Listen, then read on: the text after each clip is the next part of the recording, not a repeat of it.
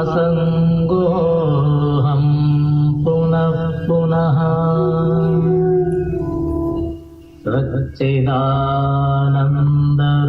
सच्चिदानन्दरूपोऽहम्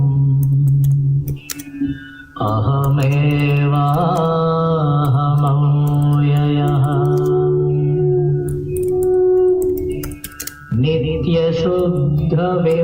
नित्यशुद्धविमुक्तोऽहम्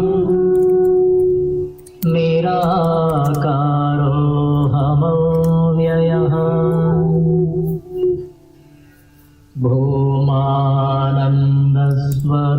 भूमानन्दस्वरूपोऽहम्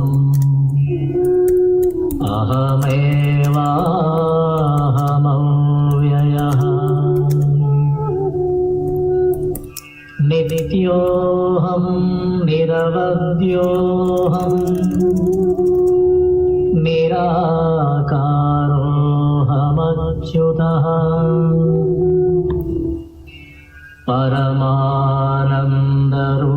परमानन्दरूपोऽहम्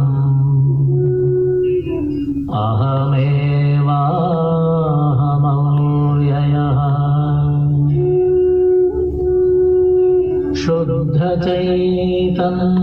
शुद्धचैतन्यरूपोऽहम् आत्मा रामोऽहमेव च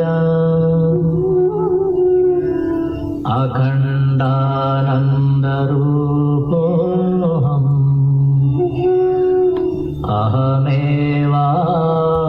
अहमेवाहमव्ययः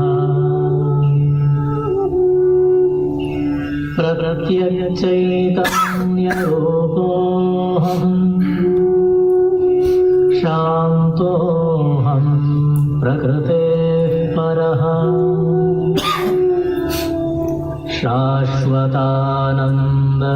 शाश्वतानन्दरूपोऽहम्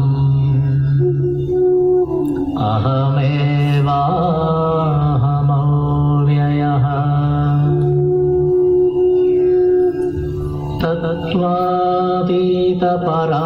तत्त्वातीतपरात्माहम् मध्यातीतः परशिवः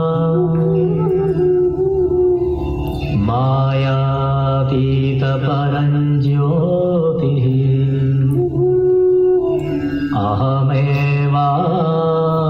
अहमेवाहमव्ययः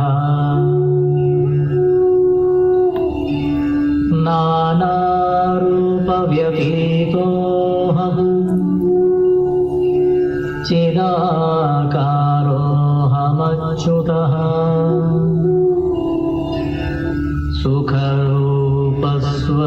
सुखरूपस्वरूपोऽहम्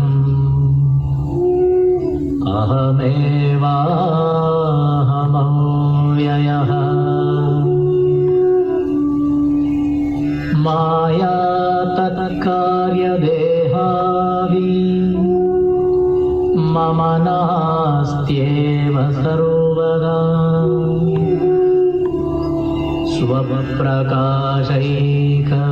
स्वप्रकाशैकरूपोऽहम्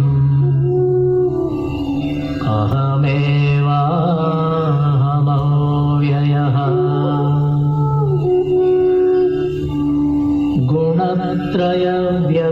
गुणत्रयव्यतीतोऽहम् ब्रह्मादीनां च साक्ष्यहम्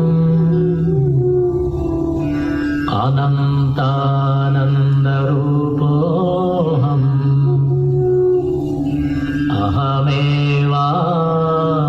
अहमेवाहमव्ययः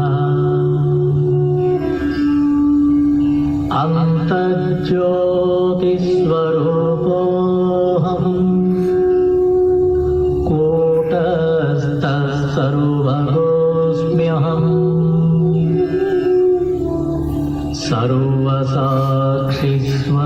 सर्वसाक्षिस्वरूपोऽहम्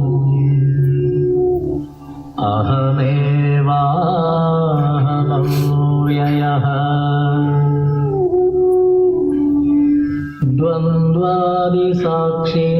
द्वन्द्वादिसाक्षिरूपोऽहम् अचलोऽहं सनातनः सर्वसाक्षिस्वरूपोऽहम्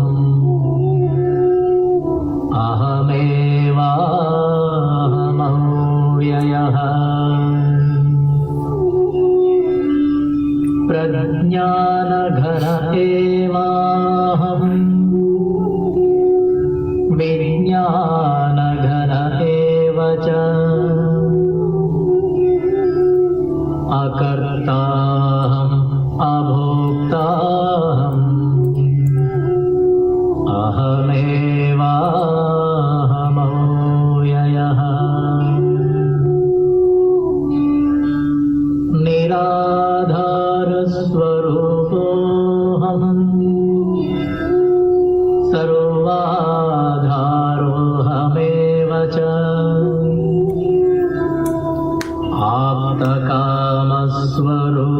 आप्तकामस्वरूपोऽहम्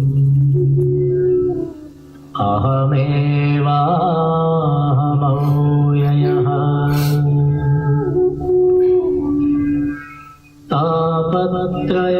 तापत्रयविनिर्मुक्तः देहत्रयविलक्षणः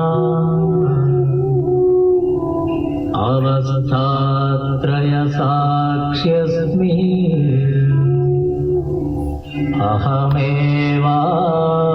अहमेवाहमव्ययः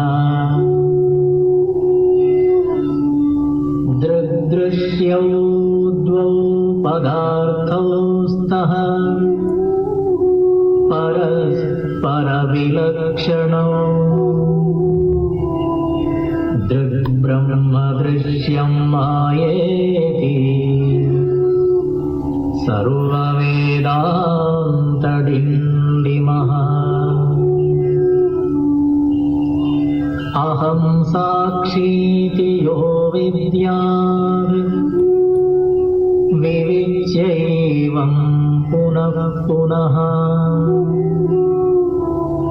स एव मुक्तः स विद्वान् इति वेदान्तडिण्डिमः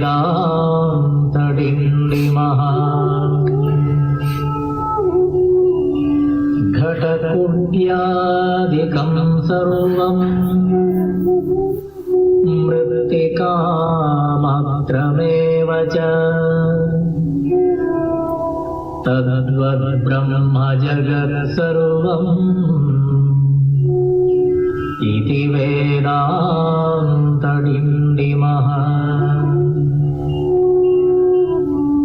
ब्रह्म सत्यं जगन्मिथ्या जीवो ब्रह्मैव नापरः अनेन वेद्यं सच्छास्त्रम् इति वेदान्तडिण्डिमः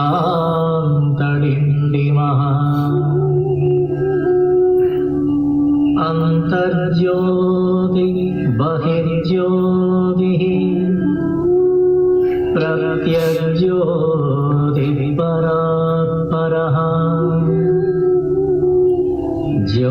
ज्योतिज्योति स्वयं ज्योतिः आत्मज्योति शिवोऽस्म्यहम्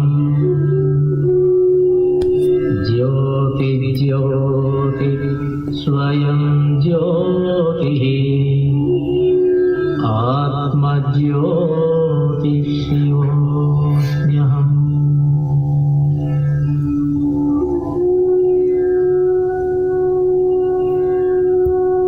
Hari Om. Good evening. A very warm welcome to all of you.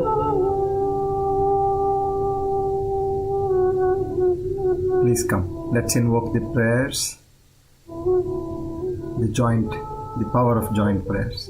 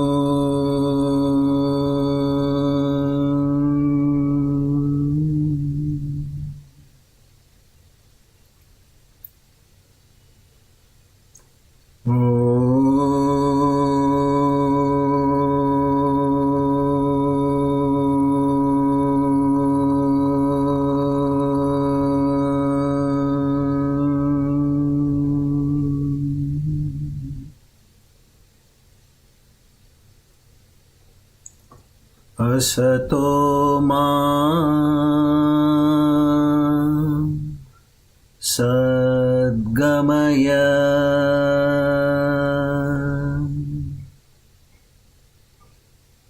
tamaso ma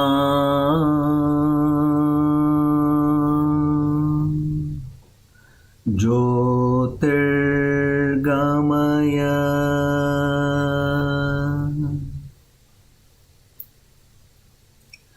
mrityorma amrutam gamaya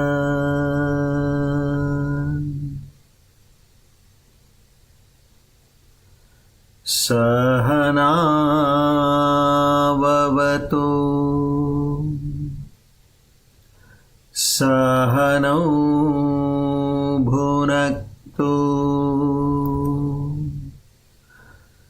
Sahaviryam karavavahai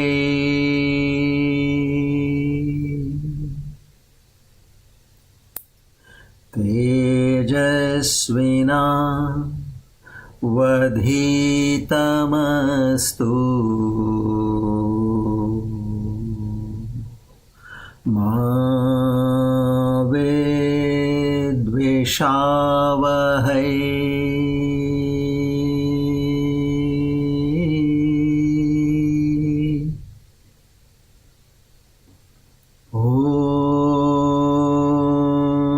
Shanti Shanti Shanti Hari Om Tat Sat Shri Chinmaya Sadgurave Namaha.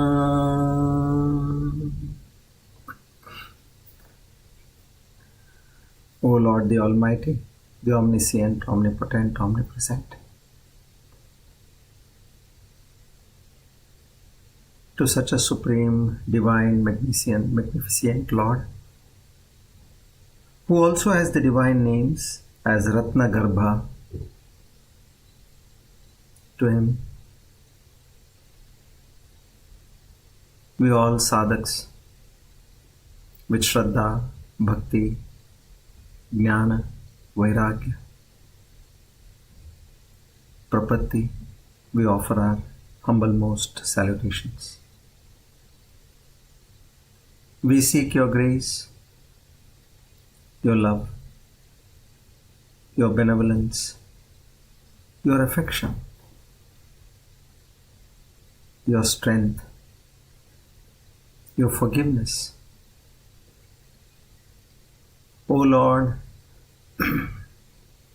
bless us with the divine qualities in a much more enhanced proportion, like Shraddha, Bhakti, Jnana, Vairagya, Prapatti and Mumukshutva. This is only and only to understand thy true nature in the best possible manner and eventually have the first-hand experience, Aparoksha Anubhuthi, right within ourselves. We beseech in you again and again to grant us this rarest of the rare opportunities and reach thy holy feet. Our humble salutations to the entire Guru Parampara. Om Tat Sat.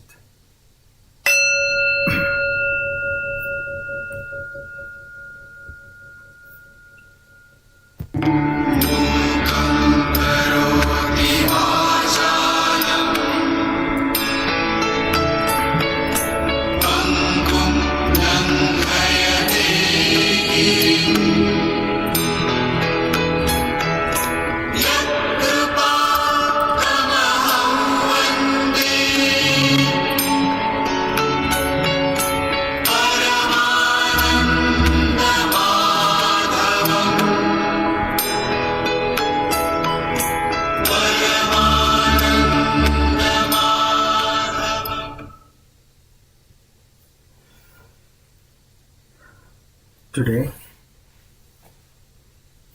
by the grace of the Almighty and the blessings of the Guru Parampara, we are on our Divine Discourse number 434 on the 15th of July 2025. Swasti Shri Vishwavasu Nama Samvatsara Uttarayana Grishma Rutu Ashadha Masa Krishna Paksha Bhomavasare Panchamayatito Shatabhisha Nakshatra Saubhagya Yoge Taitulakarane. On this auspicious day of Tuesday and the auspicious time of the evening, we all reiterate our pledge and vow. Naham karta hari karta hari preranaya hari prityarta.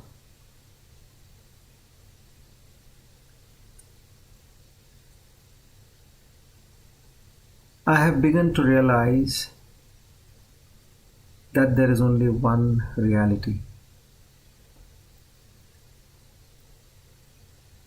and I seek your blessings, O Almighty, to give me the power and resilience to be established in the thought of one reality.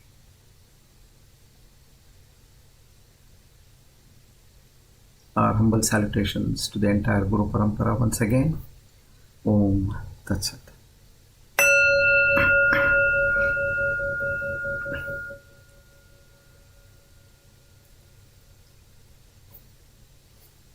Good evening, everybody. A very warm welcome to all of you once again.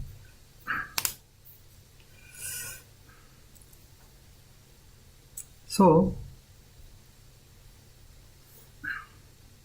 now we are crossing the verse 50th mark here. Let's see how we move ahead. I thought I'll just try to take a recap of the entire journey we have done so far. You know, in any kind of a learning process, you have the beginner category, then the intermediate category, and the advanced category. So now I presume, and I have my own conviction, that most of us over here are in the advanced level. So now what is our job? Although we are in the advanced level, we need to be in the most advanced stage of the advanced level. So my endeavor will be to take all of us to that ultimate advanced level of sadhana and realization. This particular knowledge, the knowledge of the Supreme, is considered to be the highest of all knowledge. Reason being, it gives you that moksha, which is what anybody can attain as the highest, most thing which one can attain. Anybody can attain, meaning whoever wants to attain. This is the highest in terms of attainment. So I was trying to say, now we have to make our journey where, come what may, we have to hit the target. Although this is the most difficult journey one can envisage, I would say it is the most simplest of all. You know, I'll tell you, now you will realize for yourself that I'm not making up anything over here.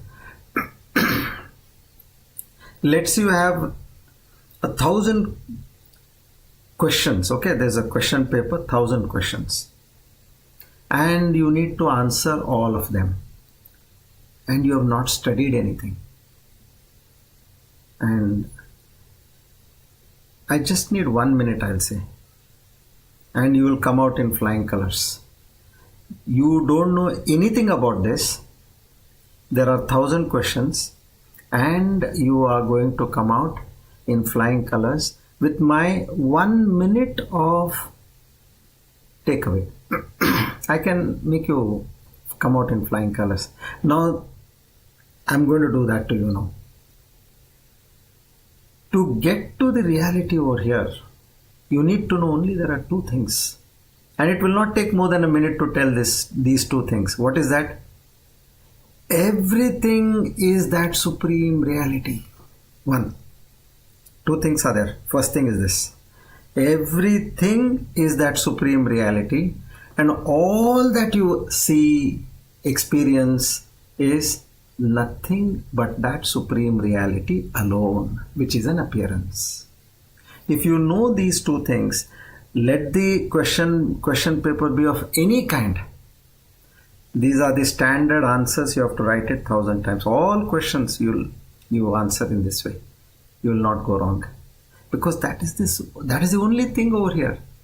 Now then, why is that there are so many Upanishads, so many Prakarana Granthas, Prasthanatraya, Brahma Sutras, Bhagavad Gita? What is all that saying? If you see, it is all leading to that one reality. So if you have these two things in mind and practice, not just have it in mind, you have to practice. Then what happens? Once you start practicing, what is there in the mind, it becomes a subconscious thought in your mind. That is the stage we have to reach. Okay, so henceforth now you'll see how it goes. We are going to talk about some 5 pointers which we have studied so far. What did we study and now what we are going to study? And the same 5 pointers, everywhere it will be the same thing twisted. These two things, you can make a note of these two things and make it a writing on the wall. Memorize this day and night. This is the truth of the entire, or the essence or the substance of the entire Vedantic philosophy. But the biggest part is in terms of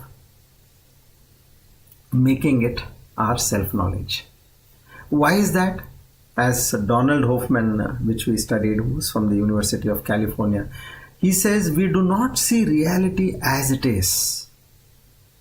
We see a user interface which is shaped by evolution to guide adaptive behavior and not to reveal truth. So now we are fortunate, we are getting this truth. Again and again we are getting. Because it is the Maya Shakti, it veils Avarana, it veils the truth, and Vikshepa, it throws away something else. It shows you, projects you, displays, portrays a completely fascinating world in front of you.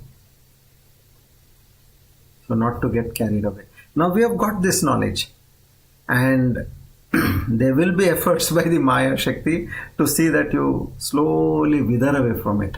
I have seen great sadhaks who have been practicing for 3 years, 5 years, 10 years.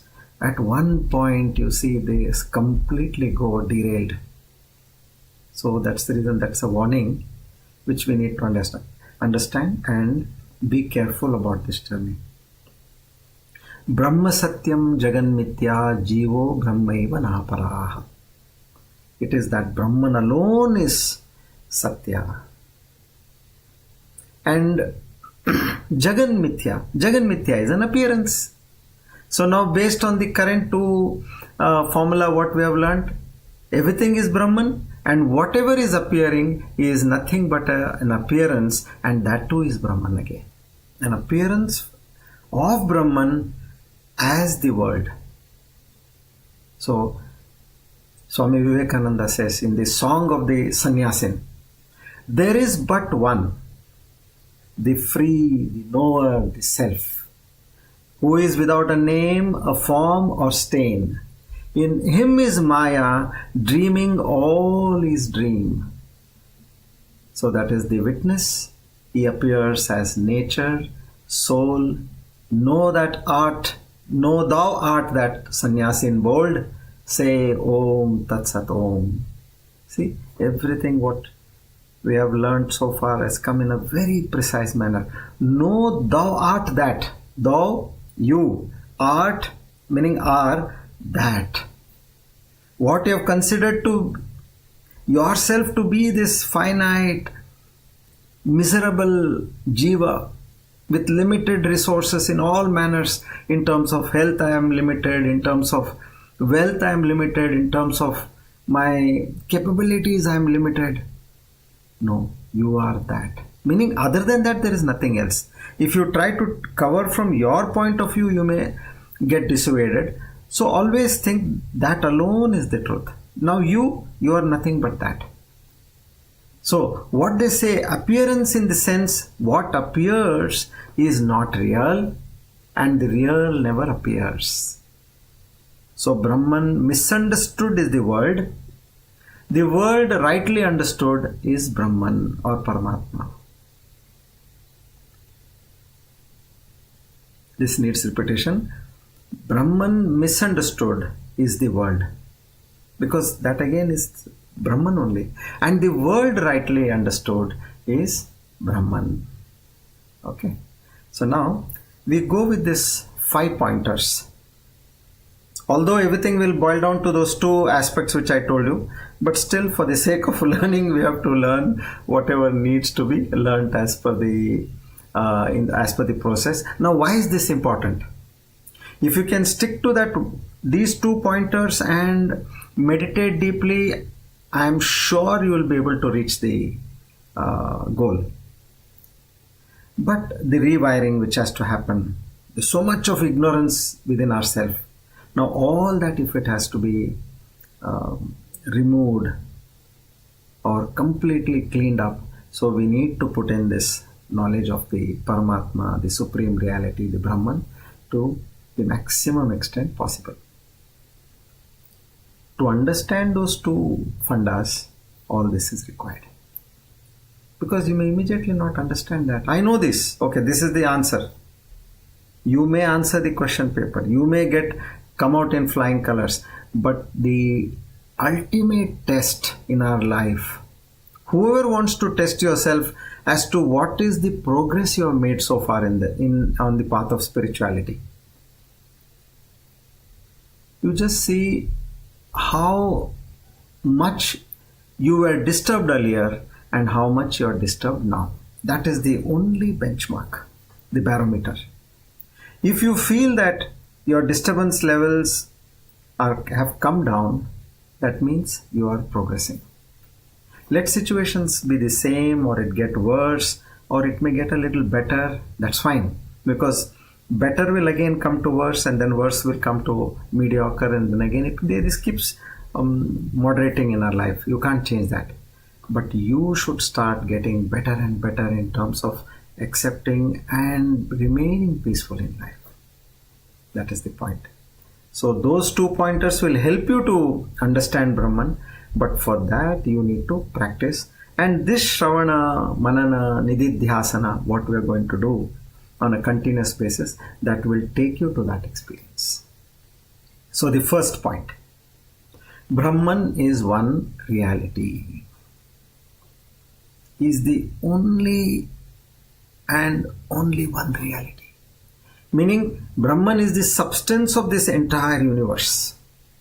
When we say Brahman is non-dual, Advitiya, it means there is no second reality other than him, apart from Brahman. Nothing else truly exists independently of its own. So what does this reality mean then? Brahman is existence itself. Sat in Sanskrit. Pure being. Now, if we think logically, if something is not existence, he says, no, I am not Sat. I am not existence. Then it simply means that you do not exist. So anything that appears to exist must be having a form, or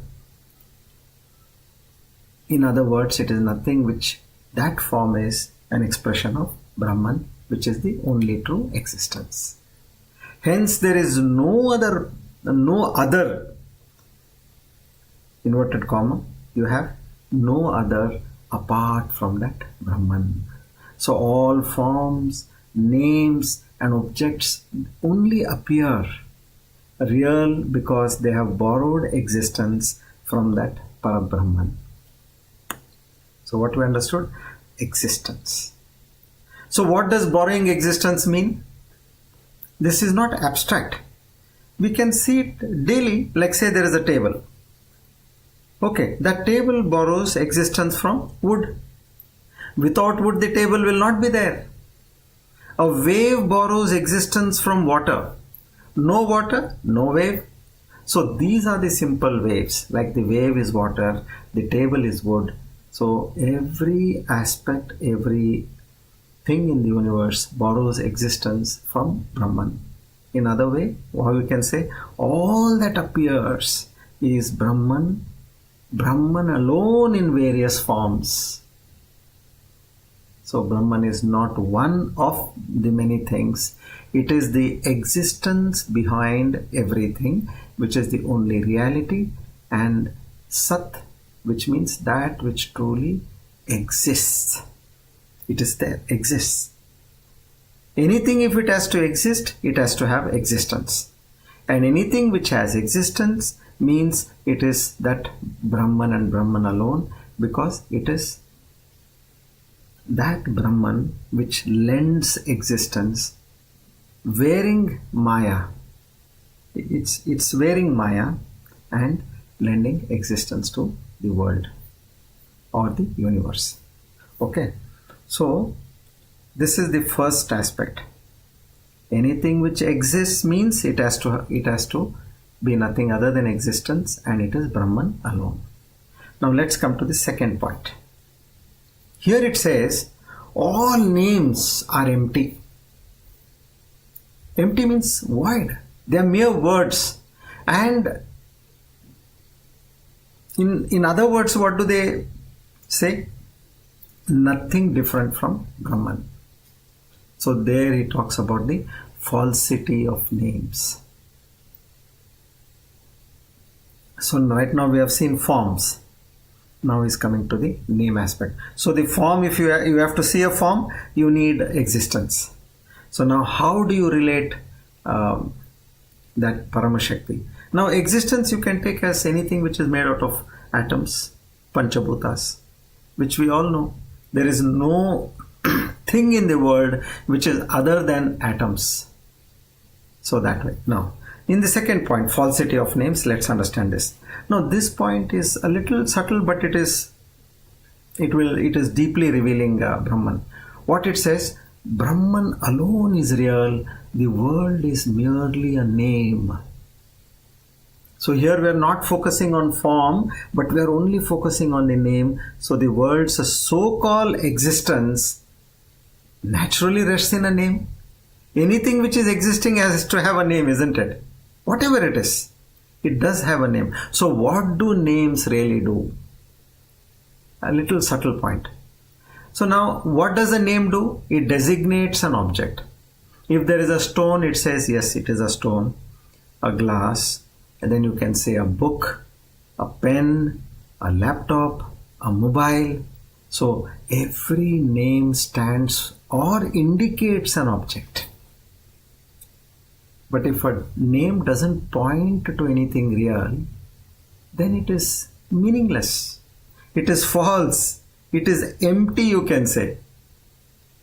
Think for yourself.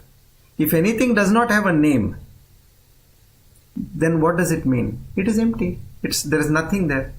So now let's take this standard Vedantic principle, which is about a clay pot.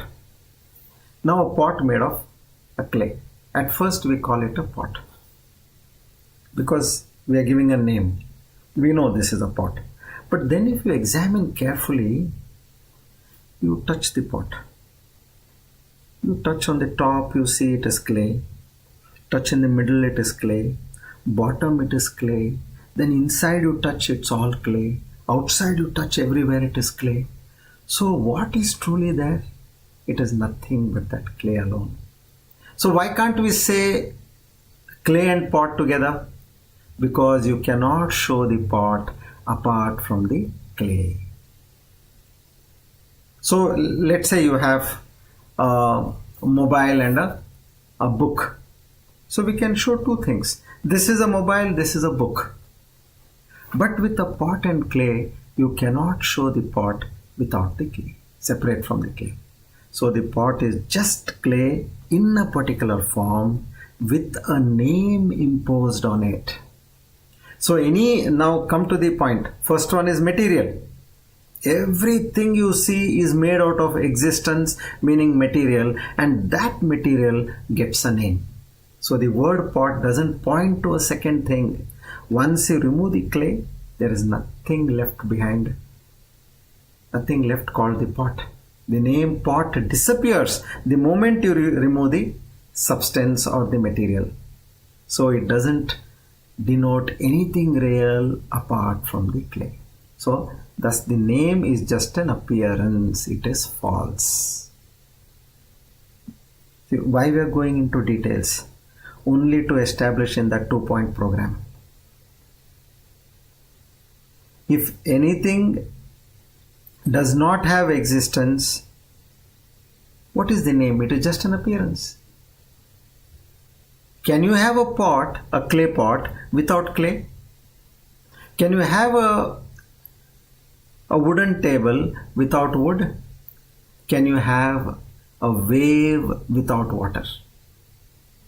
So what happens if the substance, material goes away, then the name becomes just an appearance. So the inner meaning, what happens in this enlightenment? Let's look at that.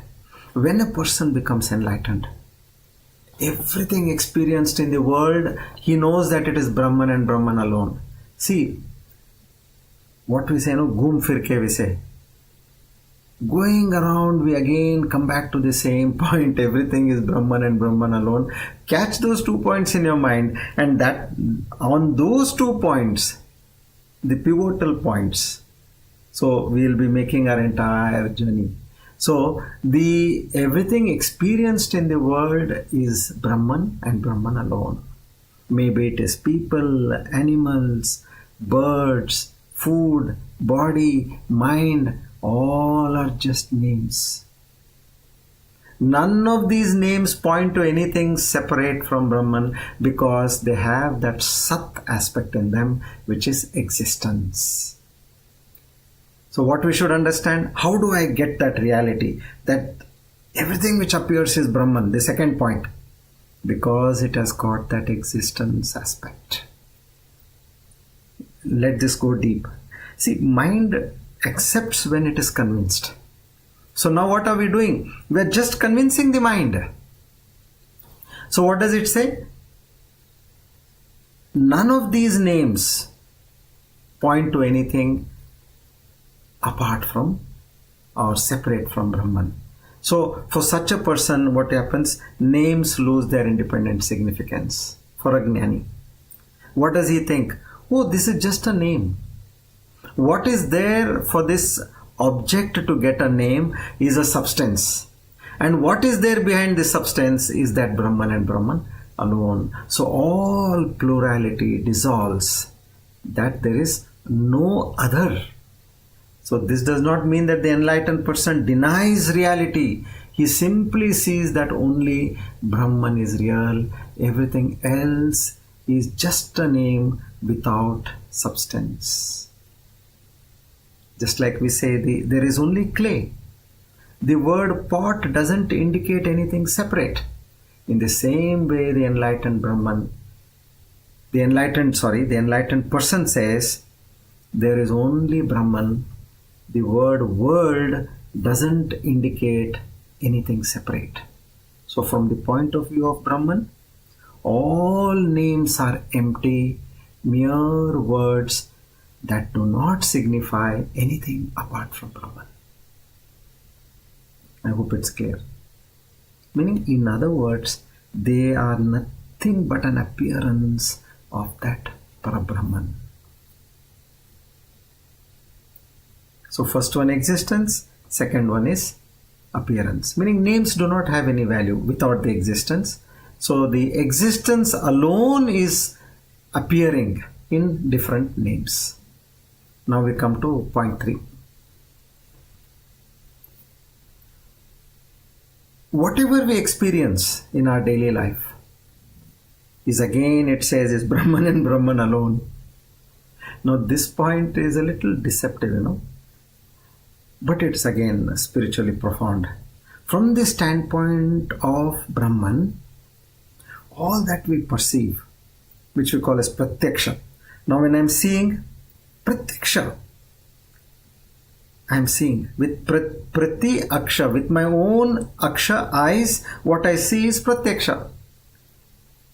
If I see through somebody's eyes, paraksha. Yeah, he saw and told me. I didn't see. But I have seen pratyaksha, I have seen with my own eyes. All objects of experience are nothing but Brahman.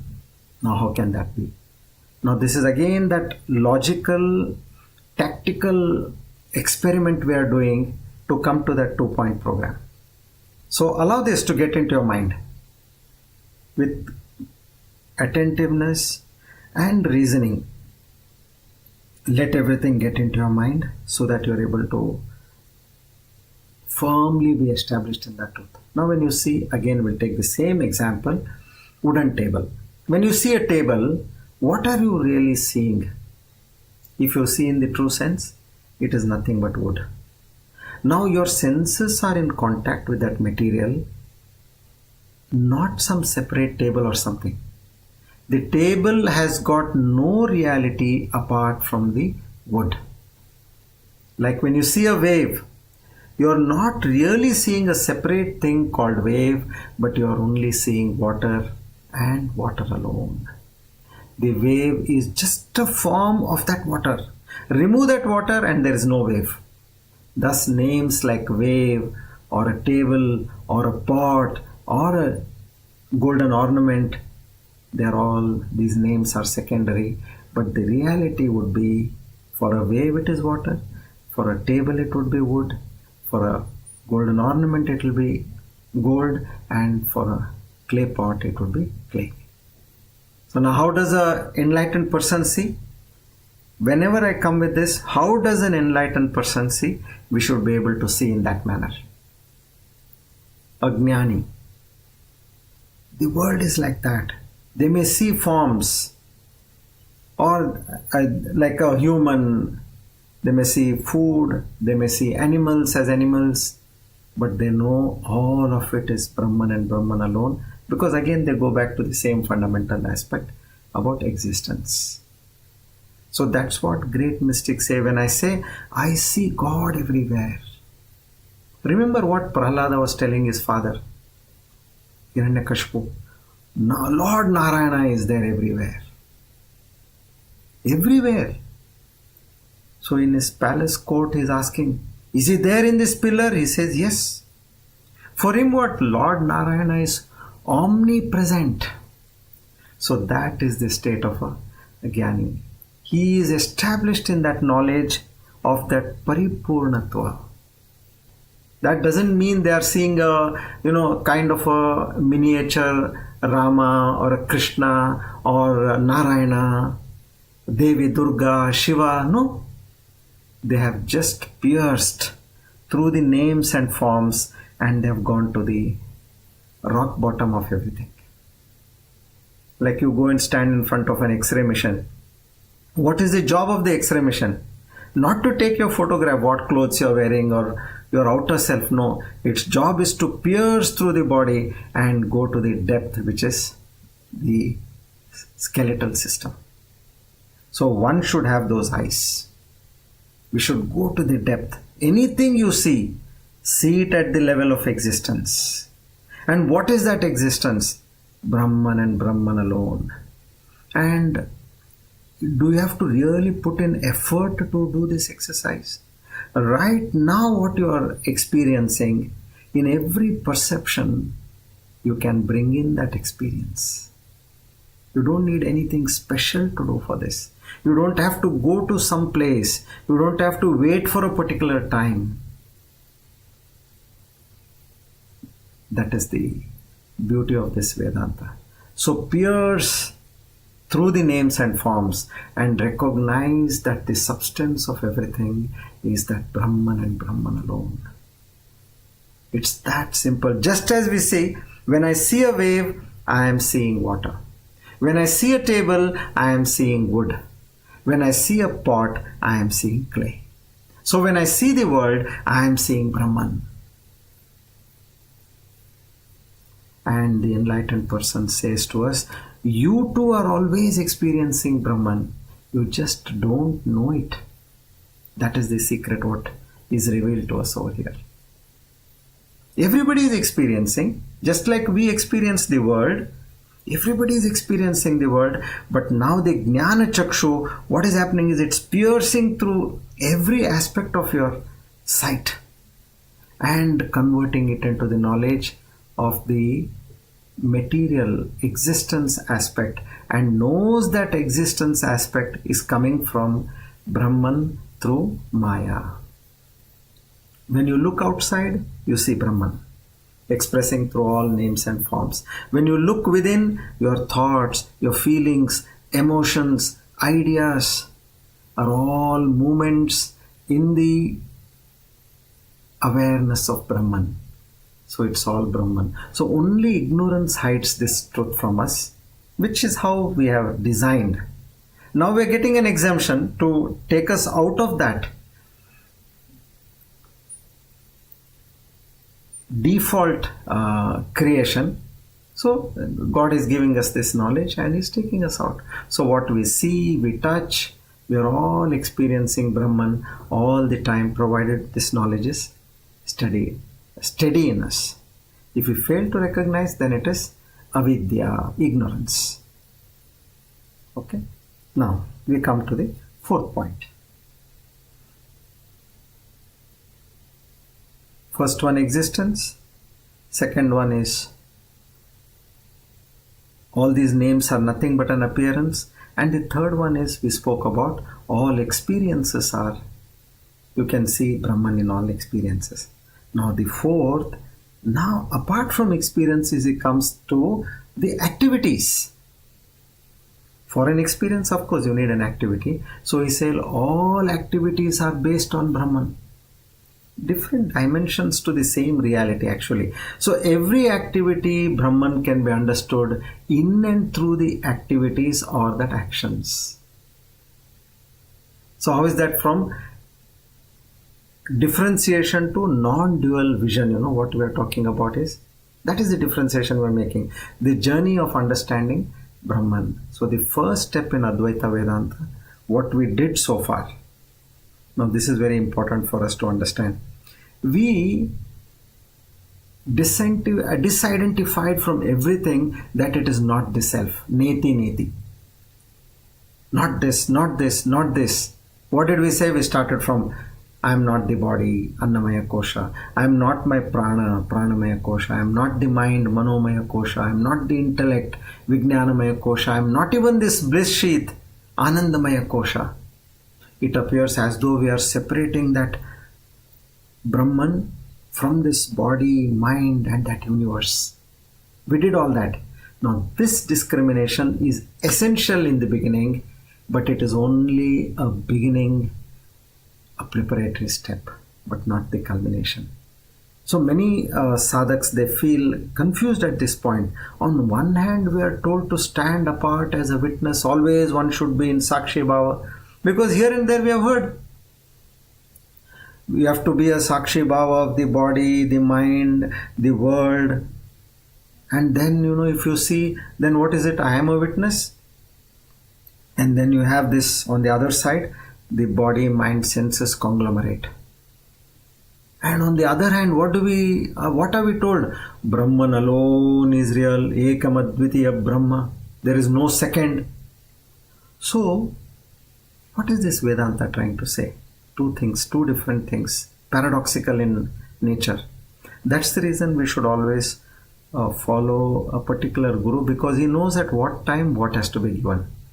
Now imagine you are in a hospital and certain medicines have to be given.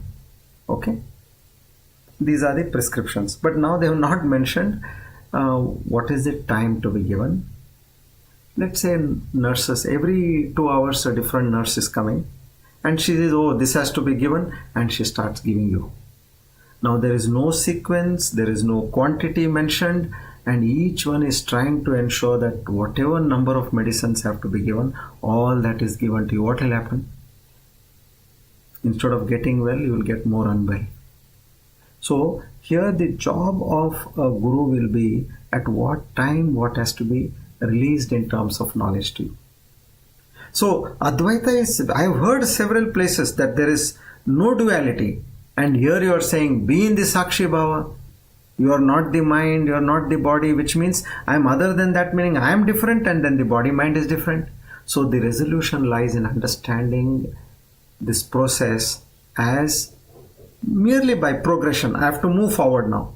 So we begin by establishing our true existence as pure existence, consciousness, bliss, which you call as Satchidananda. Once we get that clarity, I know that I am not this. This is Nashvara. It will go any time. Anybody can die. The moment they are dead, your name is gone immediately. Body. When are they getting the body? When are they taking the body? So once that clarity is firm in our mind, the next step will be more subtle, not to remain separate, but to see what appeared to us as separate is actually nothing but that and that alone. It is like understanding the reality of the wave as water.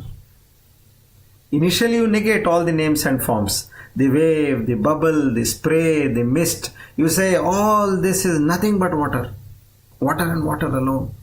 Once you have grasped the essence of water, you no longer see wave or foam as other than water. This is the beauty of how we should glide, go up and then slide down again. What are you saying? This is wave. No, this is water. And then you come to the fact that how can there be a wave without water? So water and wave are one and the same. So you realize that all these forms which we have been seeing as water in motion, there is no second substance which exists.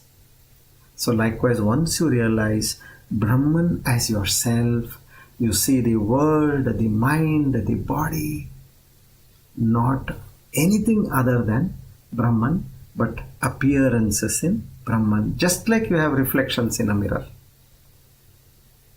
So there is no contradiction here. So you have to discriminate to get out of that delusion, which we did so far. And then you integrate, you merge everything into that non-duality. This is different, this is different, this is different. Fine. All these dishes are different. But eventually they all come to the dining table. That is one reality, which is today's dinner or today's lunch under one name. One name for the whole thing which was prepared in different forms and in different names. So the method, this same thing is affirmed in the Bhagavad Gita. Sarva bhutani chatmani ikshate yoga yuktatma sarvatra samadarshanaha. So the yogi sees the self in all beings and all beings in the self. So this is not duality, but actually it is talking of the Advaitic version. So this is the fourth point, what we understood. How our journey first made a division of duality, and then we are merging now the duality together. So even this body, what you are seeing, everything is completely divine. It is Brahman and Brahman alone. And where are you now? In the journey you have lost yourself. Earlier I thought I was this person, the so-called person with so many parameters which that mind conditioning had happened in me. I thought I was that. Then all this I left. And then I realized that I am that Brahman alone. And then I could make out that Brahman alone is appearing as this person.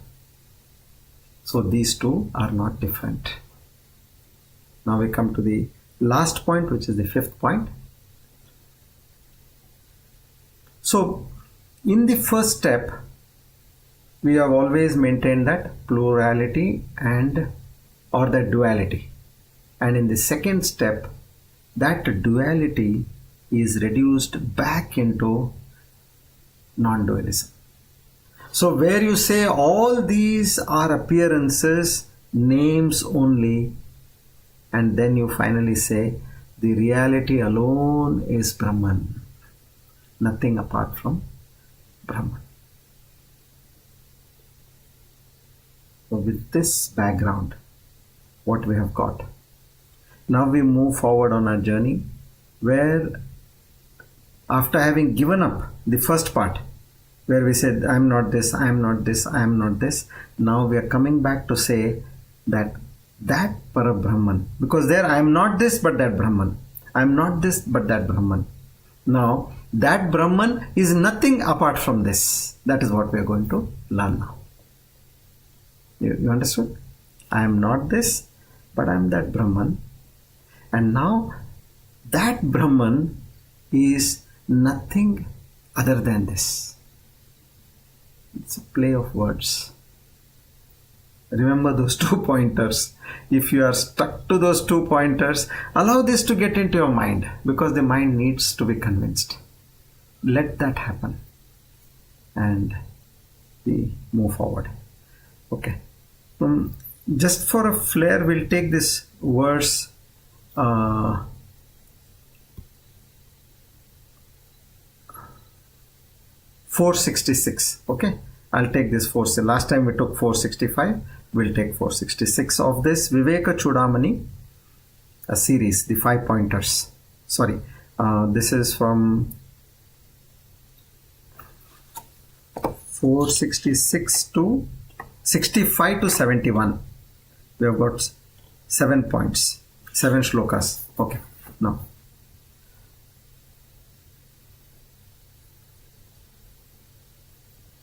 Sadghanam Chidghanam Nityam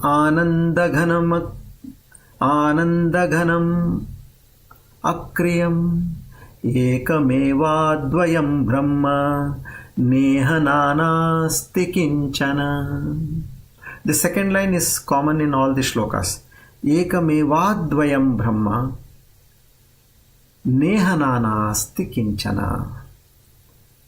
So these are again the salient features of that Parabrahman. What it is.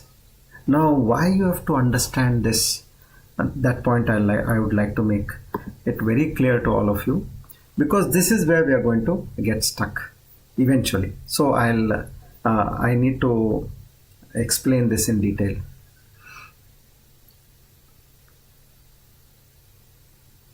Using our mind Savikalpa Samadhi, we are trying to understand that Parabrahman. So that comes under Shravana, Manana, and in Nididhyasana, Savikalpa, with the thoughts, you are using all the knowledge churning in your mind.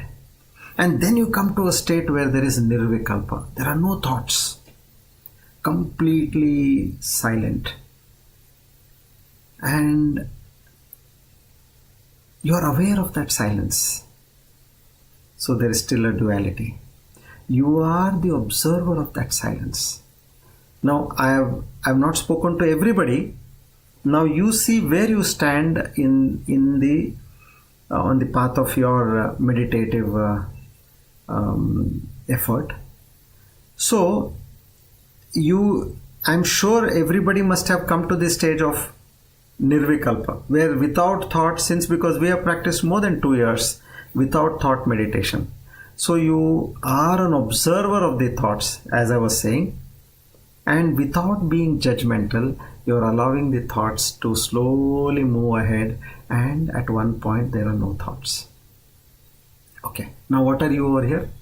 You are an observer of the peaceful state of mind. Now the next stage comes where you need to be established in that pure consciousness or that Chaitanya Shakti. Now what are the features of that Chaitanya Shakti? Now the journey is from this penultimate, just one step lower. If you have to move from here to that state of samadhi, to be established in that pure consciousness, how does that happen? Let me tell you, if you have understood this knowledge, what we are now talking about, why am I going so slow over here? Is because your brain has to rewire with the facts of that Parabrahman. Once those facts are properly rewired, what will happen is, when you are in that silent state, nirvikalpa state, where there are no thoughts, you will automatically fall into the last state, which is the pure state of consciousness. That is the Aparoksha Anubhuthi. You don't have to do anything. All the doing you have to do over here. Because there, if you use your mind, Chidganam, Sadganam, if you start talking of all these words, then you are again using your mind. If you are with your mind, you are in Savikalpa. Without your mind, you are still seeing the state of no thoughts, which means there is a duality still. You are the observer and you are observing your mind. Now, no question, no answer, no seeing, nothing which is seen. So that is a state where it is triputi-less. Triputi is knower, known, and the knowledge. Experiencer, experienced, and the experience. Every tripod, every activity we have in our life is based on these three things. There is a seer. Something is seeing. And that process of seer seeing the seeing is known as seen. So, these are the hints which you are getting. What should be my state over there? You don't bother about all this. Just get this knowledge about that supreme reality and you be in that no thought state. And when your time is ripe, you will automatically fall into that state of Shuddha Chaitanya. Okay, so with this now we do this 466. Okay, 466. We have read that shloka, right? Yeah. Now we'll understand the meaning. What does this? I'll give this meaning.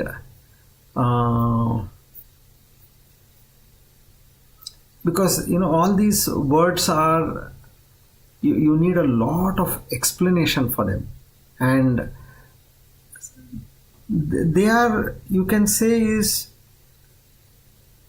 sometimes that you can't grasp them. Where you have seen mercury. Now you say, I'm giving you mercury, okay, and I put it in your hand, it will fall down. It is something which cannot be grasped, but make your attempt.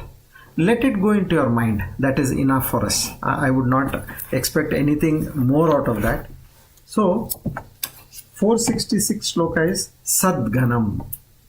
Sadganam means Sat, Chit, Ananda and Ghanam.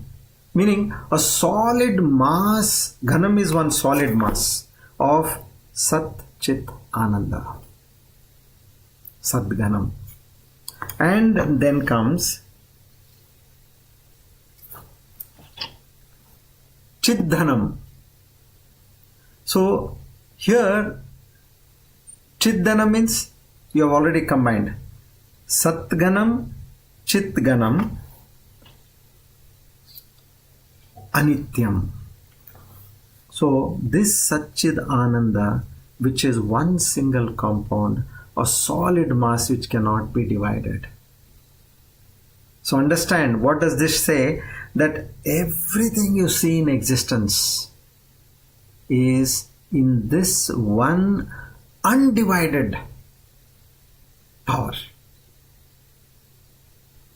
Anandam is always in that state of bliss. Nehananasti kinchana is, here there is not even a trace of plurality.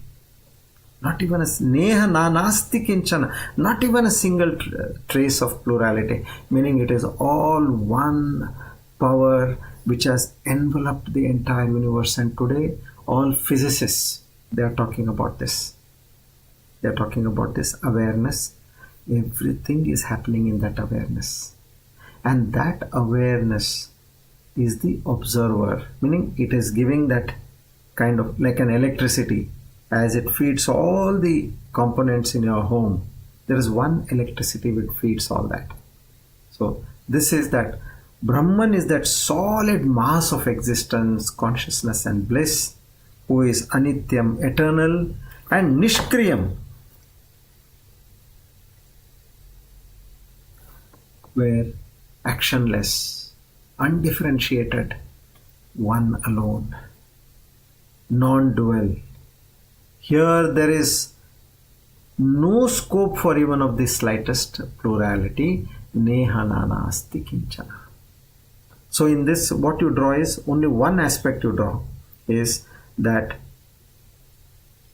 consciousness is not in me or in this world. This me and this world is entirely in that consciousness. And it is not divisible. It is one solid mass. Just get this one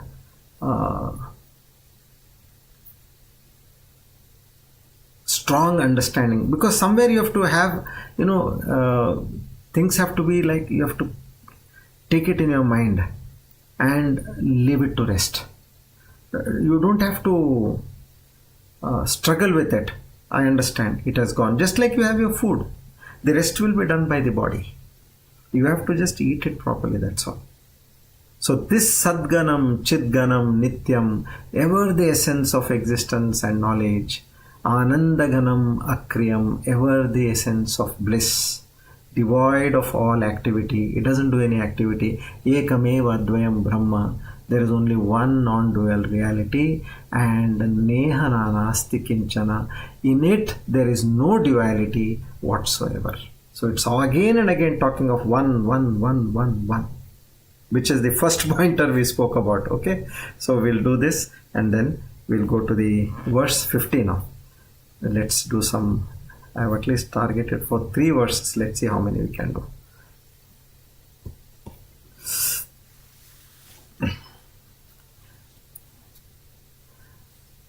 Brahmaiva sarvanamani rupani vividhani cha karmanyaphi samagrani vibhartiti shrutir jagau. Here Bhagavan Shankaracharya is straight saying, see, the Shrutis are saying this. And what have they declared?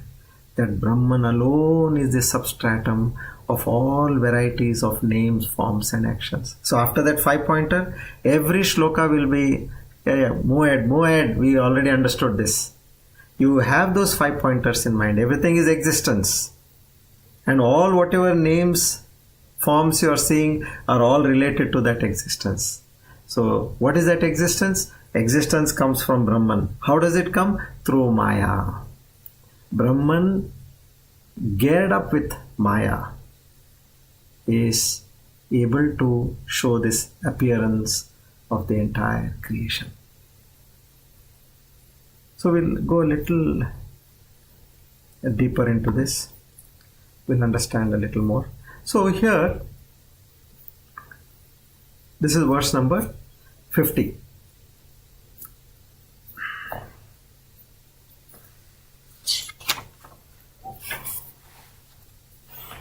Like, if I am, say,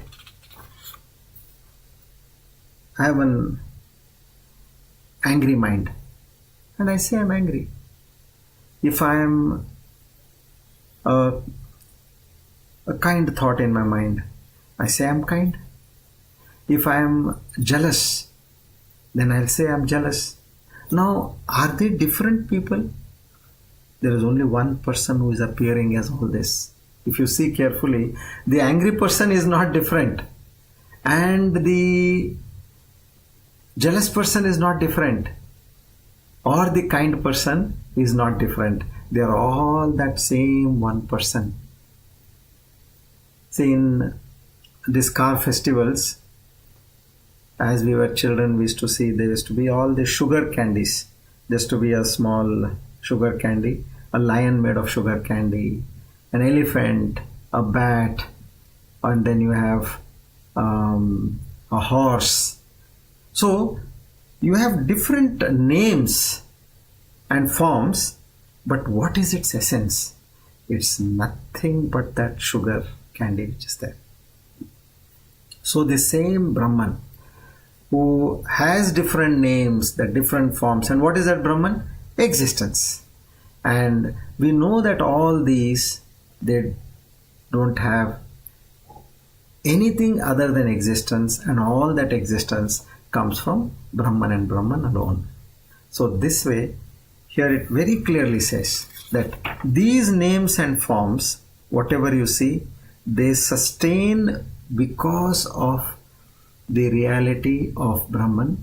And here he uses the word, takes help of the Shruti to give that power to that statement. Okay. So this is in short. Rest all now, these are all one-liners where they keep talking about. They just give you an input. See, this is it. This is the nature of Brahman. Now, after we have covered that 5 points, you go back from those 5. You go back to those 2. You don't have to even remember those 5. The 5 are extrapolated from those 2.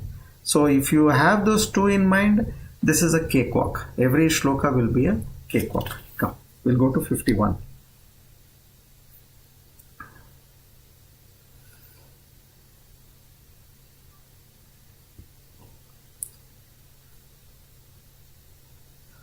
Suvarna jayamanasya suvarnatvam cha shashvatam brahmano jayamanasya brahmatvam cha tata bhavet.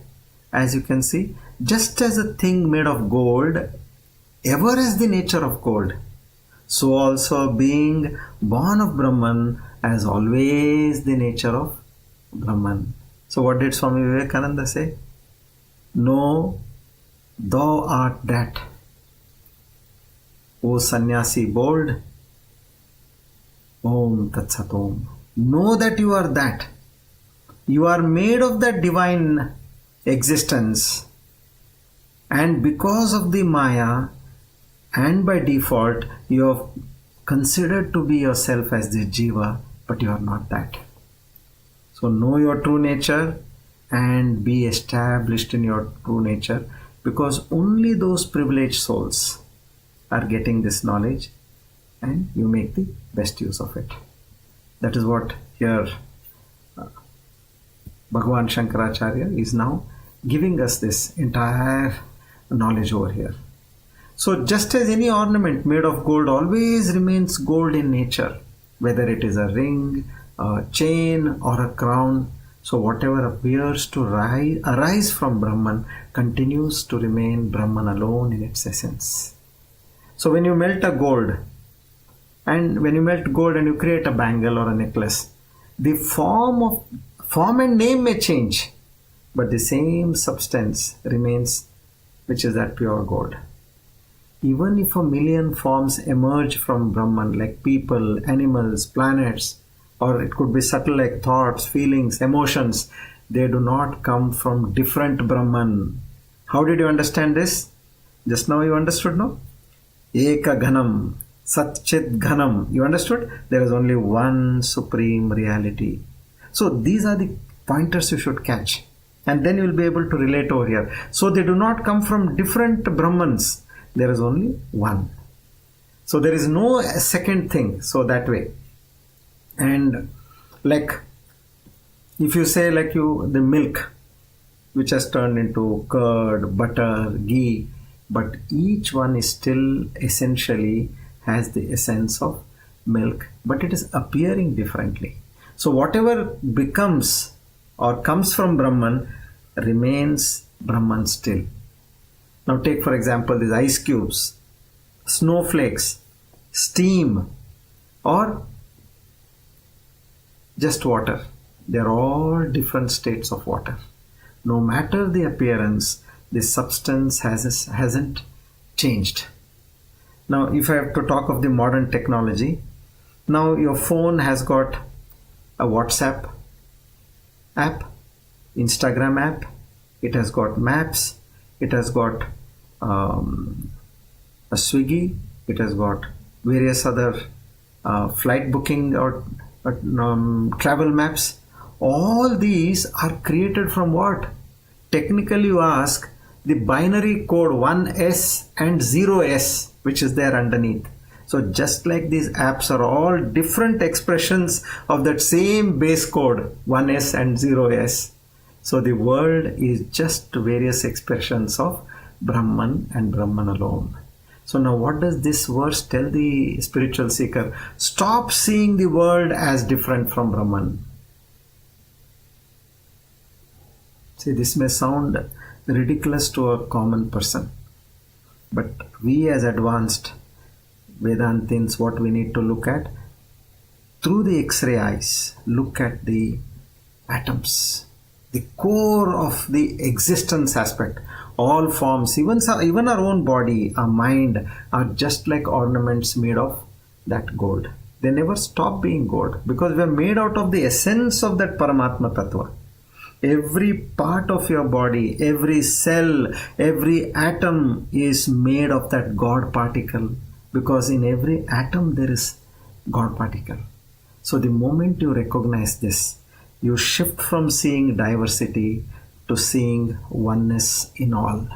See, our journey is not just understanding that I am not this Jiva, I am that Paramatma Tattva. That is one part. Now come back. Not only see that your body is divine, but everything else around is also that divinity and divinity alone. This is that Jnana Darshanam which we need to get established. And when does this come? When you are completely immersed, when you start again and again thinking, oh, this is Lord and Lord alone, this is that Brahman and Brahman alone. Whatever is born of Brahman, and it is always Brahman, be it an animal or a human being or God, sinner, saintly person, rich person, poor person, learned person, ignorant person, a cheater, a dullard, a duffer, all that being born of Brahman. It is nothing but a projection of Brahman and Brahman alone. One very interesting story, which normally the sadhus in the Himalayas, they mention about this. So they were talking about Sukadeva Maharaj. Sukadeva, as we know, Bhagavan Vedavyasa's son, he was a Paramahamsa. So they say once Sukadeva went to Kailasha. Okay, it's a Puranic story. Now Lord Shiva is sitting there and Mata Parvati is also sitting next to Lord Shiva. And Sukadeva, although a Paramahamsa, is absolutely pure soul and with a childlike behavior. He walks into the presence of Lord Shiva and he just goes there and he sits down. He doesn't prostrate, he doesn't touch Lord Shiva's feet, nor he gives him any greeting. He just goes and sits in front of him. Now, as you could see, now Mata Parvati is sitting next to Lord Shiva. You know, the mother's observation. She immediately hits back. She gets annoyed. And she tells Lord Shiva, this child of yours. Normally when parents are upset, when they are upset with a particular child, they say this child is yours. And when it does something good, they say it is my child. Okay, so we all have experienced this. So this child of yours, what is this? What does he think of himself? Why is he behaving like this? He should have that that bare minimum courtesy to offer his pranams and then sit down. So Lord Shiva, he just shrugs his shoulder. He doesn't say anything. He says, better let me keep quiet. Why to get into an argument? He says, yeah, what you're saying is right. But he's a pure soul and he's a very innocent person. He's very nice that way. And Goddess Parvati says, what nice? The way he came like a camel with its nose high up in the air. She made this comment. Lord Shiva was silent there. And then, no, I think this person he's thinking too much about himself. He needs to get some punishment. Lord Shiva says, okay, whatever you feel, you are Prakriti Devi, you are the one who can do whatever you want. And he says, okay, then I make him a camel right away. So Sukadev Maharaj became a camel and is now in the desert. Let me teach him a lesson. See, you may be a great sage, but now you become a camel. Okay. Now, mother is a mother eventually. Arey, what such a great sage, I made him a camel, what is this? And then she talks to Lord Shiva and says, yeah, I made him a camel, but I think I need to see what he's doing. I'm a little worried about him. He has always been in the company of great sages and gods. So, mother is mother. So, Lord Shiva says, well, it's all yours. So, all names, forms, actions, whatever we see, he knows that they are nothing but appearances of Brahman. He understands that very clearly. But really what matters to us, in life is actually the name, form and action, what we do. So now Goddess Parvati, she says, I'll go and visit him. She goes there. And as she goes near the camel, Sukadeva is grazing now. Oh, mother, so nice of you having come over here. And with so much of joy and pleasure, he greets her. And she said, I was just thinking what you are doing and I was a little worried, so I came over here. How are things with you, Sukadeva? Tell me. And then the camel, now he's a camel, so he speaks now. He says, oh, Divine Mother, I am doing really well over here. When I was a sage, I had to do so many rituals. I had to teach Vedanta, I had to learn so many things. And then I was under a particular regime of duties. Here there is no duty at all. I graze anytime I want. I keep grazing here. And then he makes a little crude statement. He says, I can pass urine wherever I am. I don't have to go to a specific place. There are no rules of conduct. I'm happy, really happy. Now, the point of being the knower of Brahman is centered in this particular sage. It doesn't mind for him whatever form I'm having. Now, that is the crux which the story is telling over here. Whatever be the name, whatever be the form, whatever be the condition in life, the knower of Brahman sees Brahman and Brahman alone in every situation. Samadarshitaha, which we have that 18th verse in the 5th chapter. With that equal vision. For him, even his form and body may change. But he says, I am established in that knowledge. So, this is a lesson for us to see that divinity in each and every situation. That is what we have to come to that point.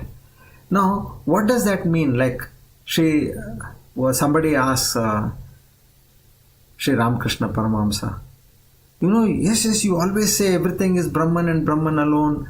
So, which means the tiger is also Brahman. But he said that doesn't mean that you're going to go and embrace the tiger because it is Brahman. Understand that. And there's one story which we have heard in the past. Once a student from an ashram, now after his studies, he is going out to beg for food, bhiksha. Not only for him, but he has to bring for all the others in the ashram because the rest of them are doing various other duties. Now, as he comes on the road, He sees a Mahout shouting, "Hey Brahmachari, hey Sadhu, get out of the way, get out of the way." And there were other two of his friends who were along with him for Bhiksha. They both run away. But now this particular student, he had just learnt about what we have been learning today, that in everything it is Brahman and Brahman alone. He has learnt this. It has gone deep into his mind. Now he is practicing it. And the Mahout is coming closer and closer. He says, "What is that person talking? It is I am Brahman, and that elephant is also Brahman. Everything is Brahman and Brahman alone." He is in that thought. He is in the middle of the road, and deep in that thought, what he has learnt. The elephant comes, it takes him with his trunk and throws him into the bushes. And then those two students who had ran away, they go to the ashram and they say, "So and so thing had happened." And all these guru and the students, they all come and see this fellow is deep in the bushes, badly hurt. They bring him to the ashram. And then the teacher asks, "Why did you do this?" "Teacher, in today's class you only told Guruji that everything is Brahman and Brahman alone. So I was with those Jnana Chakshu, I was seeing everything as Brahman in this world." And then the teacher said, "Oh, then why did you not see the Mahout was sitting on the elephant and saying, 'Move away, this elephant is in a rage'? Why didn't you see Brahman in that Mahout? Why did you see only in that elephant?" Then the student understood, "Yes, I made a mistake." So that way, here what it says is, you may have this knowledge. Reason is, the elephant does not know it is Brahman. You know about it as Brahman. So in Vyavahara, in transactional reality, one must play their role very carefully. Very carefully. That is extremely important. Now, for example, a person who is doing something evil, you mean to say, are we still supposed to worship him, that he is Brahman? No. You are supposed to get him arrested and punished. That's your true worship of Brahman in that particular form. Now understand this very carefully. You are talking of knowledge of Brahman, everything is Brahman, but here what are we seeing? That we are not applying it in the right way. So that's your worship of Brahman for a person in that particular form. So that wicked form of Brahman, fine, I need to teach him a lesson in terms of taking the right action. So that way. So you have to use that knowledge. How do you do this? Because I am also practicing this. I have got so many people who are doing this kind of work, and we are after such kind of criminals. Now what do? You don't go with that vengeance. You have to say, that person is doing adharma. Now my job is to protect dharma. I can only fight against somebody who has done something wrong to me. I cannot go around filing cases against everybody. If somebody has done wrong to me, then it becomes my dharma to fight against that person and see that he gets the right punishment. Not with your personal vengeance. I will teach that person a lesson. No, not even an iota of that. You have to do it that I am working on behalf of dharma, to protect dharma, and I am fighting adharma, not against the person. That is the most important thing. So see Lord in everybody, the Brahman in everybody, by existence, and be established in that fact. But what needs to be done in worldly, you have to do that. Okay, so we'll end over here. Shri Krishna.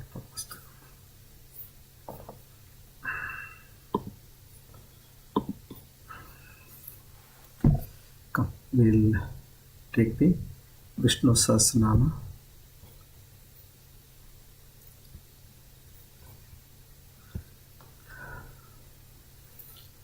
Verse number 50. स्वापनस्ववशो व्यापी नैकात्मानैककर्मकृत् वत्सरो वत्सलो वत्सी रत्नगर्भोदनेश्वरः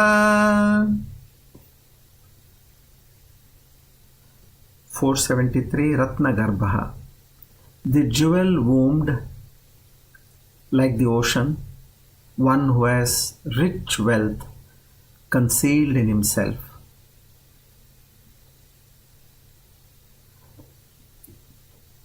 As he says in the 10th chapter, verse 24, Sarasamasmi Sagaraha, one who has rich wealth concealed in himself.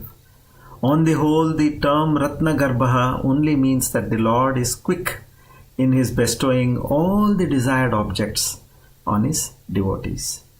To such a benevolent Lord, we offer our humble salutations.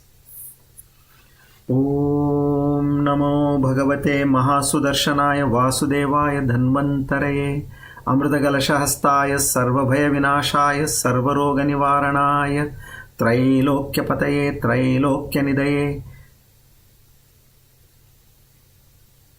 Shri Mahavishnu Swarupa Shri Dhanvantari Swarupa Shri Shri Shri Aushadha Chakra Narayanaya Swaha. Om Namo Bhagavate Mahasudarshanaaya Vasudevaya Dhanvantare Amritagalashahastaya Sarvabhaya Vinashaya Sarvaroga Nivaranaya Trailokyapataye Trailokyanidaya Shri Mahavishnu Swarupa Shri Dhanvantari Swarupa Shri Shri Shri Aushadha Chakra Narayanaya Swaha. Om Namo Bhagavate Mahasudarshanaaya Vasudevaya Dhanvantaraye Amritagalashahastaya Sarvabhaya Vinashaya Sarvaroga Nivaranaya Trailokyapataye Trailokyanidaya Shri Mahavishnu Swarupa Shri Dhanvantari Swarupa Shri Shri Shri Aushadha Chakra Narayanaya Swaha. Our humble salutations and deepest prayers to Lord Dhanvantari to give us the adequate amount of health to realize this divine knowledge. Om Tat Sat. Now, please relax your body, relax your mind.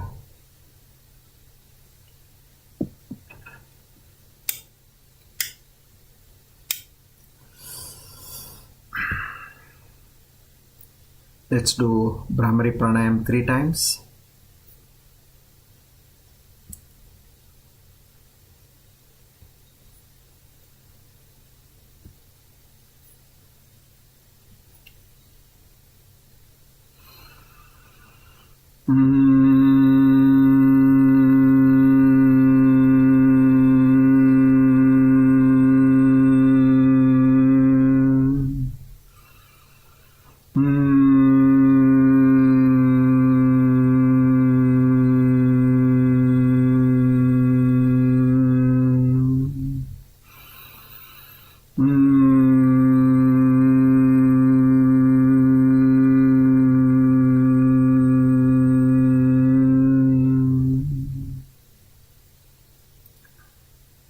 In this relaxed state of mind,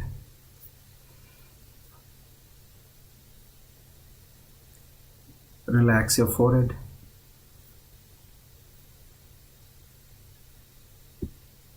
your entire face, neck, shoulders,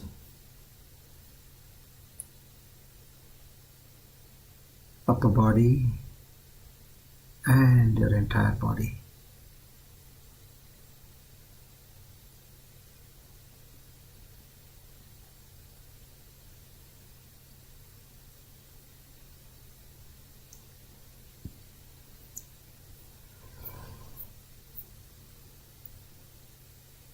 Now, the art of learning meditation of awareness in a question answer format. Let's start. What is the witness? The witness is that which sees all things come and go It itself does not come and go. It is the changeless background in which all experiences arise and eventually set.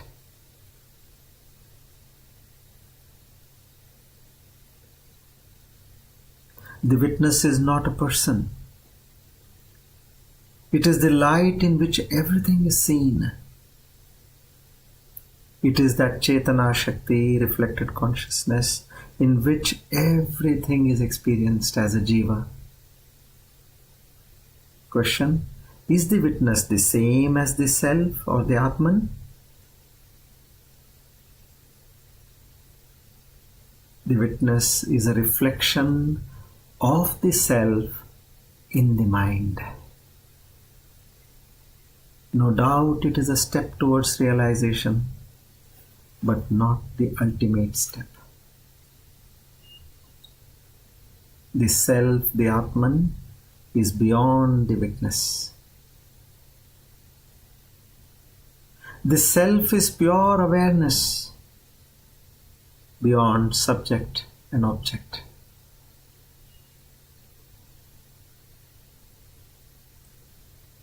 Can the witness observe itself?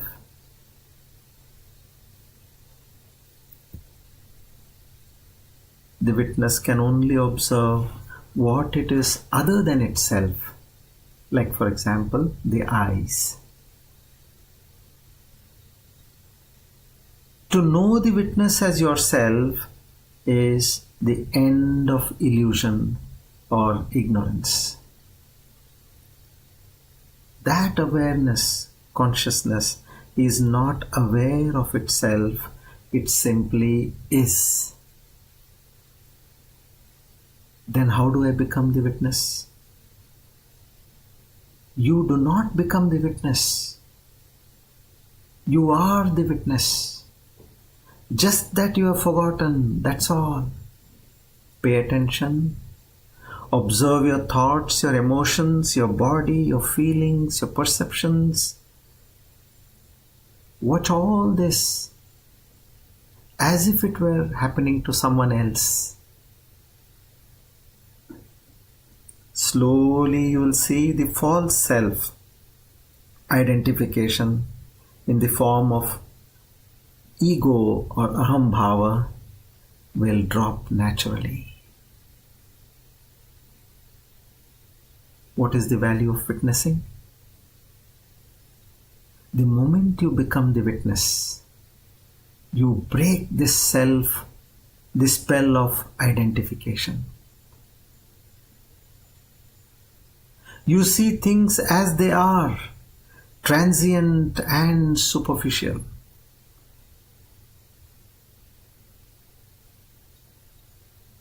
It brings an immediate sense of detachment, clarity, and peace. You no longer drown in experience. Question: is awareness, this consciousness, Chaitanya, beyond the witness? Yes. The witness is still a form of consciousness. The reflected consciousness, which is dualistic in nature, dependent on the mind. It needs the mind for reflection. Awareness is beyond both the witness and the witnessed. It is pure being, timeless and spaceless. And this is what you exactly are.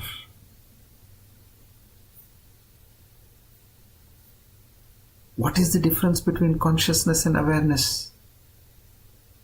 Consciousness is always conscious of something. It is partial and subject to change. Just like in Nirvikalpa Samadhi, you still are having a conscious experience of stillness. But awareness is total, changeless, silent, and still. In awareness, there is no experience, but it is the background on which all experiences appear and disappear, just like the screen. What happens when the witness disappears? Then there is only awareness, pure and silent. At this stage, the sense of separation ends.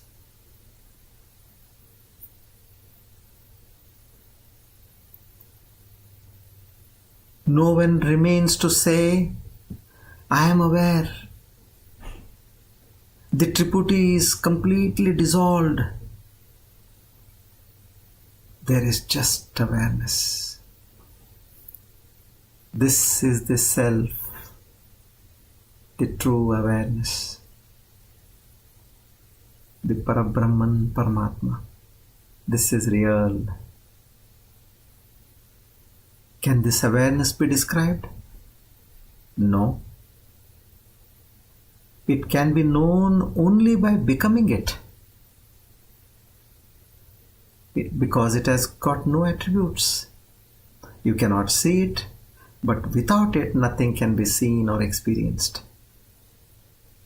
It is closer than the mind, closer than the I am. This is your true nature.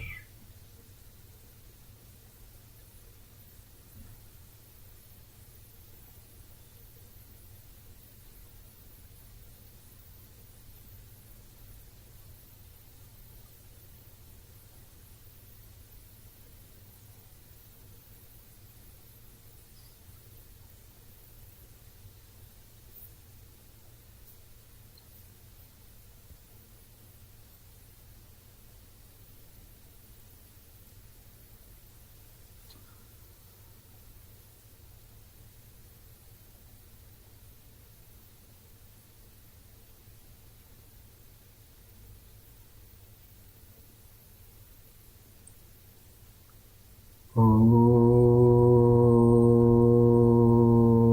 Purnamada Purnamidam Purnat Purnamudachyate Purnasya Purnamadaya Purnamevavashishyate. Om Shanti Shanti Shantihi. Hari Om Tat Sat. Shri Chinmaya Sadgurave Namaha.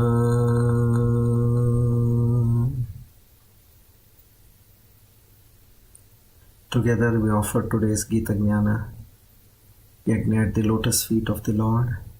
Seek His grace, mercy, blessings. Naham karta hari premaya hari prityatam. Shri Krishna arpanamastu. Idam namama. Om Tat Sat.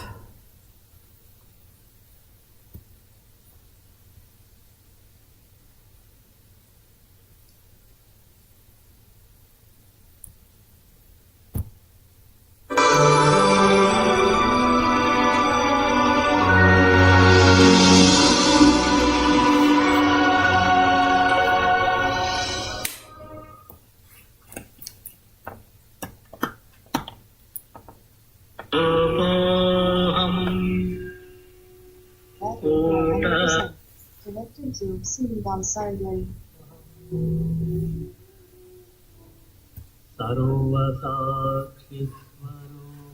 evening to all of you once again. Don't worry. Don't have the least worries. Just put in your best in terms of giving your best shot. Just dedicating yourself. Show that quest that there is nothing more important for me in this life. And that will do all the magic. सर्वसाक्षिस्वरूपोऽहम्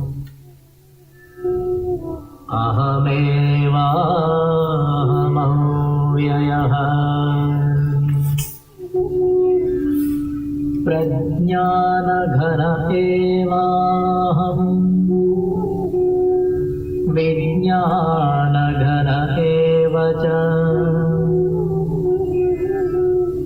अकर्ताहम् अभोक्ताहम्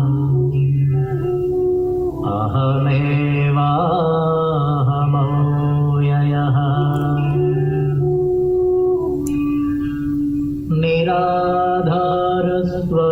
निराधारस्वरूपोऽहम् सर्वाधारोऽहमेव च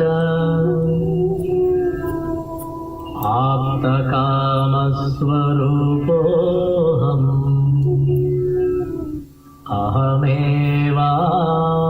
अहमेवाहमव्ययः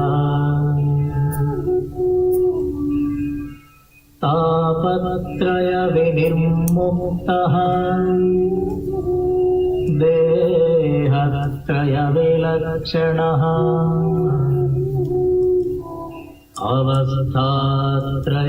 अवस्थात्रयसाक्ष्यस्मि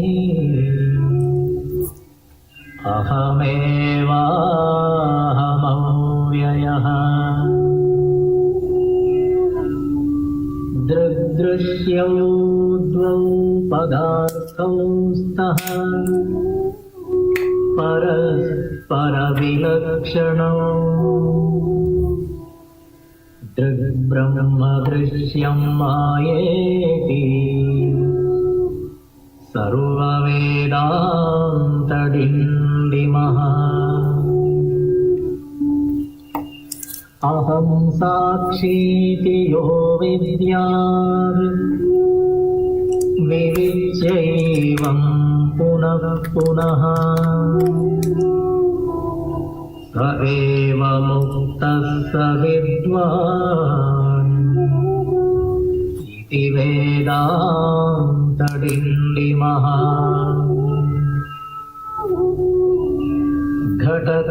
घटकुड्यादिकं सर्वं मृत्तिकामात्रमेव च तद्वद्ब्रह्म जगत्सर्वम् इति वेदान्तडिण्डिमः ब्रह्म सत्यं जगन्मिथ्या जीवो ब्रह्मैव नापरः अनेन वेद्यं सच्छास्त्रम् इति वेदान्तडिण्डिमः